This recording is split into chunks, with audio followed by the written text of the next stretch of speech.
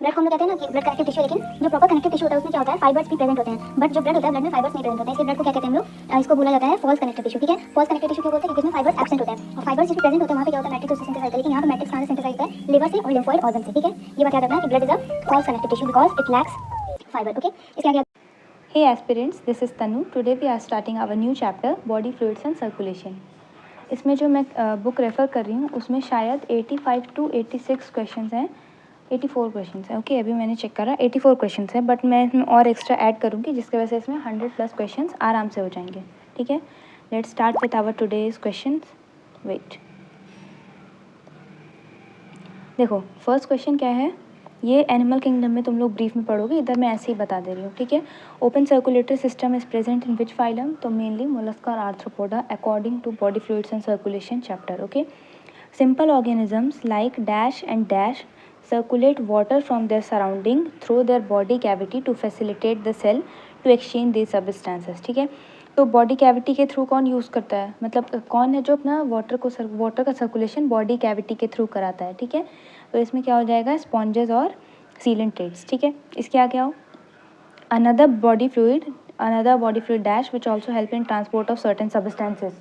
एक body fluid तो क्या था, ब्लड था, और दूसरा बॉडी फ्लूइड क्या हो गया, लिम्फ हो गया। ठीक है, तो यहाँ पे क्या हो जाएगा, lymph. Okay, close circulatory system is present in which phylum, इसमें क्या हो जाएगा, बेसिकली एनालिडा एंड कॉर्डेटा। ठीक है, मेन देखो, मेन इसमें क्या रहता है, ये सारे जो क्वेश्चन है ये हम लोग एनिमल किंगडम में अच्छे से डिस्कस करेंगे। ठीक है, यहाँ पे मैं ऊपर ऊपर का ही बता दे रही हूँ। Fine, what is blood type of connective tissue, मतलब इसमें पूछ रहा है कि ब्लड किस टाइप का कनेक्टिव टिश्यू है, तो ब्लड क्या है, फ्लूइड कनेक्टिव टिश्यू। यहाँ पे एक और बात है, देखो ब्लड को हम लोग कहते हैं ना कि ब्लड कनेक्टिव टिश्यू है, लेकिन जो प्रॉपर कनेक्टिव टिश्यू होता है उसमें क्या होता है, फाइबर्स भी प्रेजेंट होते हैं, बट जो ब्लड होता है ब्लड में फाइबर्स नहीं प्रेजेंट होते हैं, इसलिए ब्लड को क्या कहते हैं हम लोग, इसको बोला जाता है फॉल्स कनेक्टिव टिश्यू। ठीक है, फॉल्स कनेक्टिव टिश्यू क्यों बोलते हैं, क्योंकि इसमें फाइबर्स एब्सेंट होते हैं, और फाइबर्स जिसमें प्रेजेंट होते हैं वहाँ पे क्या होता है, मैट्रिक्स उससे सिंथेसाइज होता है, लेकिन यहाँ पे मैट्रिक्स कहाँ से सिंथेसाइज होता है, लिवर से और लिम्फॉइड ऑर्गन से। ठीक है, ये बात याद रखना कि blood is a false connective tissue because it lakhs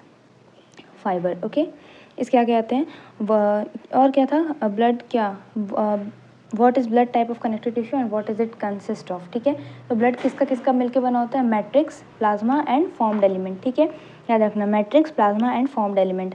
how much plasma in blood, तो 55% क्या होता है, प्लाज्मा ब्लड में होता है। कलर क्या होता है, या फिर अपीयरेंस, स्ट्रॉक कलर्ड का अपीयर होता है। ठीक है, इसके कॉम्पोजिशन क्या होती है, 90% प्लाज्मा जो होता है वो किससे, वाटर से मिलके बना होता है। ठीक है, 1 से 1.5% मिनरल से मिलके बना होता है, और 6 to 8% इसमें क्या होती है, प्रोटीन्स होते हैं। ठीक है, what are the 3 major plasma proteins, ये बोला ना 6% प्रोटीन होती है, तो मेजर प्लाज्मा प्रोटीन क्या क्या होते हैं, मेजर प्लाज्मा प्रोटीन होते हैं फिब्रिनोजेन। ठीक है, फिब्रिनोजेन, ग्लोब्यूलिन और एल्ब्यूमिन। ठीक है, फिब्रिन, इन तीनों के बारे में मैं तुम्हें लास्ट में अच्छे से बताऊंगी, ताकि जिसको स्किप करना है वो करे, और नहीं करना तो आगे तुम लोग इसके बारे में जान सको। ठीक है, यहाँ पे थोड़ा थोड़ा लिखा हुआ है, फिब्रिनोजेंस आर नीडेड, एक मिनट,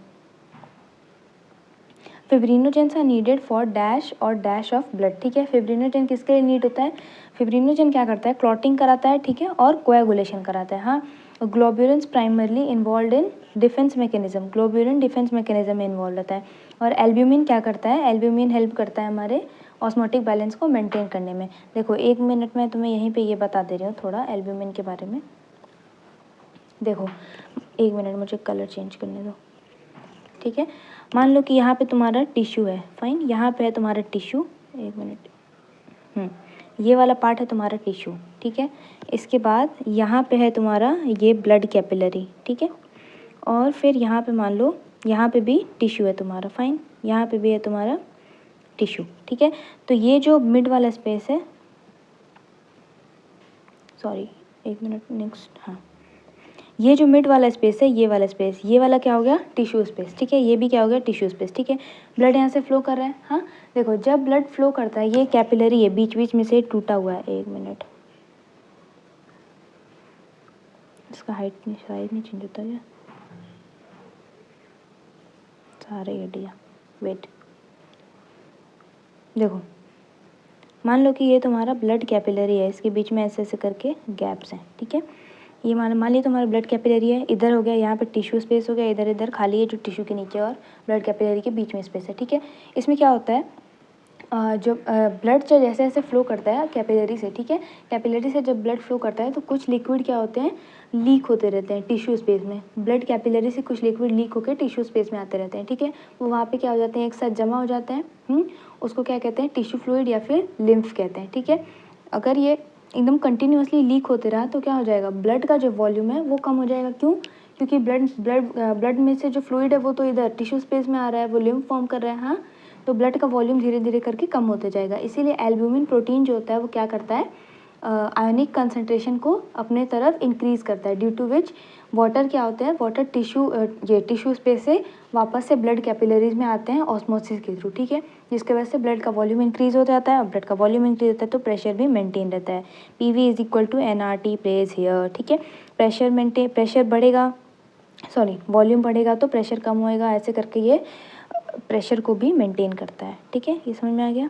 ये भी NCERT में नहीं था, ये मैं तुम्हें एक्स्ट्रा बता रही हूँ ताकि सही से तुम्हारा क्लैरिफाई हो जाए, एग्जाम्स में तो पूछती हैं, ठीक है। आगे आओ, factors for coagulation here, active और पैसिव। कैसा होता है ये, तो ये कैसा होता है, पैसिव होता है, एक्टिव नहीं होता है, इसको एक्टिव कराना पड़ता है, ठीक है। Plasma without clotting factor is called, इसको क्या बोलते हैं, सीरम, ठीक है। इतना ही क्वेश्चन था फर्स्ट पेज पे। फर्स्ट पेज का मैंने इंट्रोडक्शन पार्ट और ब्लड वाला पार्ट और प्लाज्मा करके जो दिया हुआ है वो सारा पार्ट कवर करा था, ठीक है। इसमें देखो you have learned that all living cells have to be provided with the nutrients, oxygen and other essential substances, ठीक है। Also waste or harmful substances produced have to be removed continuously, ठीक है। So continuously remove करना पड़ता है for healthy functioning of tissue. It is therefore essential to have efficient mechanism for the movement of these substances, हाँ।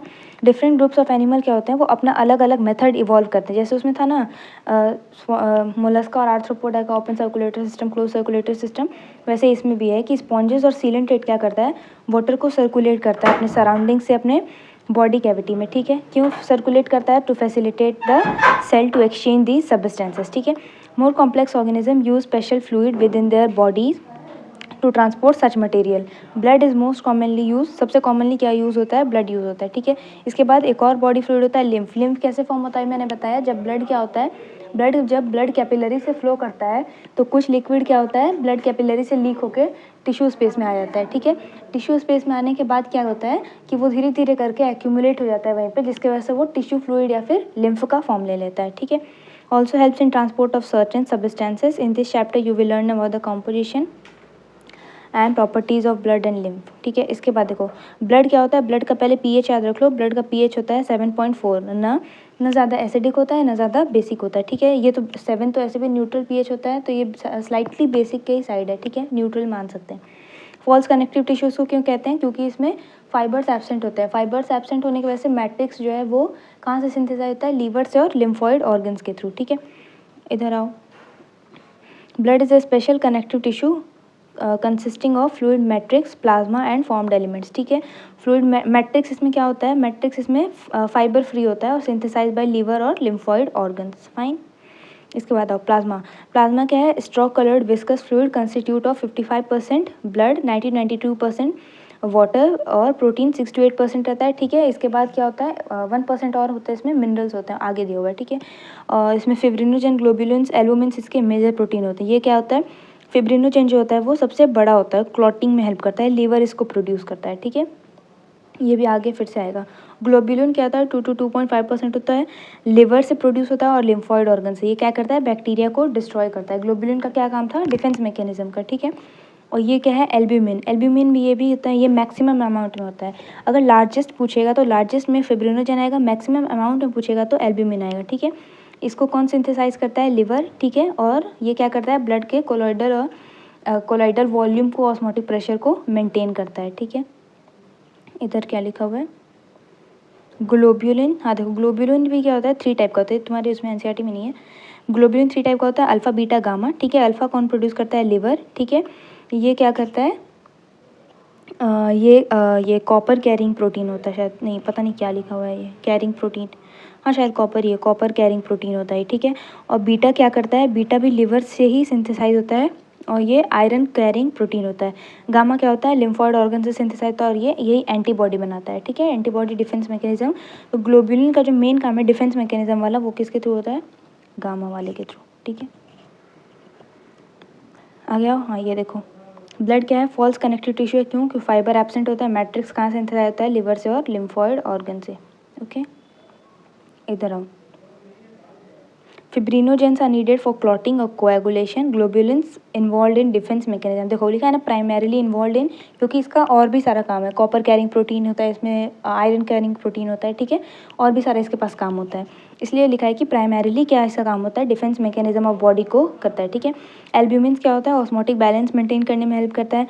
Plasma में क्या होता है, स्मॉल अमाउंट्स ऑफ मिनरल्स भी होते हैं, जैसे सोडियम, कैल्शियम, मैग्नीशियम, ये कार्बोनेट, क्लोरीन, और ये क्या होगा, glucose, amino acid, lipids etcetera also present in plasma as they are always in transit in the body, ठीक है। फैक्टर्स फॉर कोएगुलेशन और clotting of blood are also present in plasma, ठीक है। Coagulation और क्लॉटिंग, प्रोथ्रोम्बिन और fibrinogen, ठीक है।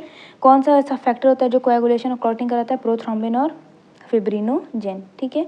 और ऐसे कौन सा ये रिस्पॉन्सिबल था? फिब्रिनोजेन तो लिखा ही हुआ था ना, तो प्रोथ्रोम्बिन भी है इसमें और फिब्रिनोजेन भी है, ये याद रखना, ठीक है। Also present in the plasma in inactive form, लिखा हुआ है ना इनएक्टिव फॉर्म, इन दोनों को एक्टिव करना होता है। एक्टिव क्या हो जाएगा इसका? प्रोथ्रोम्बिन से थ्रोम्बिन बन जाएगा, ये भी आगे आएगा कैस्केड प्रोसेस वाले पार्ट में, ठीक है। Plasma without the clotting factor is called serum, okay. So that's all for today. आगे तो नहीं है, देख लेती हूँ, हाँ इतना ही था। That's all for today. अगले लेक्चर में हम लोग फॉर्म्ड एलिमेंट्स वाले पार्ट्स को कवर कर रहे होंगे, ठीक है। Thank you, bye bye.